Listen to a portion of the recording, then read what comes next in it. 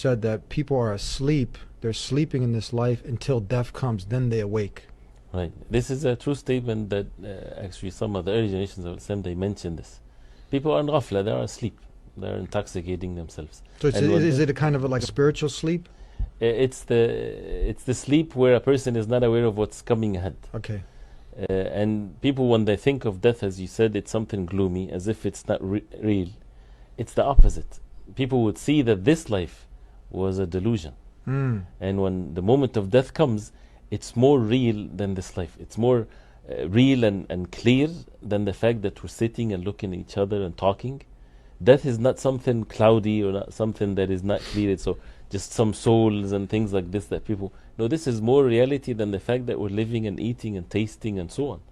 And that's what Allah subhanahu wa ta'ala says in the Quran, in Surah Qaf, that when death comes, وَجَاءَتْ سَكْرَةُ الْمَوْتِ بِالْحَقِّ ذَلِكَ مَا كُنْتَ مِنْهُ تَحِيدٌ. When the stupor of death comes, the miseries and the agonies of death comes, this is what you used to avoid in your life.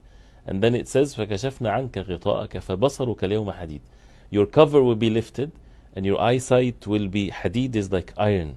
That means your eyesight will be as nothing before.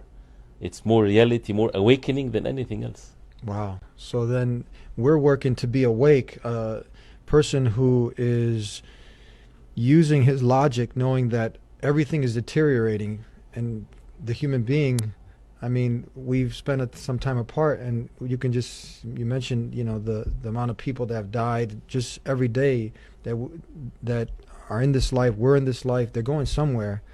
And Islam gives you the blueprint and tells us, have you come across any other way of life that goes over the details from when the angel of death comes to when death comes to what goes on after that? Everything is laid out, because that would be unjust if the Creator didn't tell us these things. But He's warned us. He's given us the answers to the test.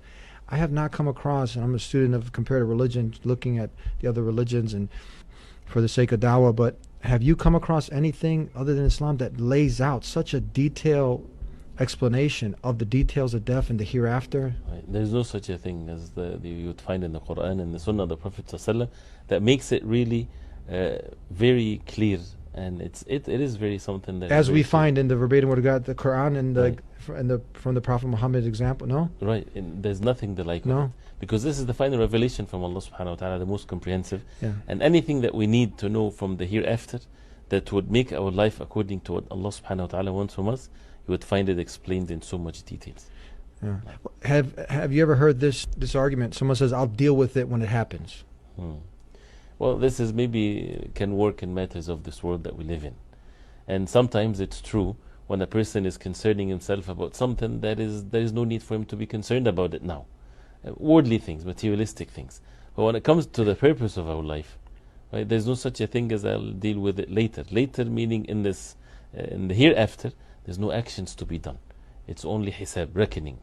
And today is actions and there's no reckoning. There's no punishment yet or reward in this life.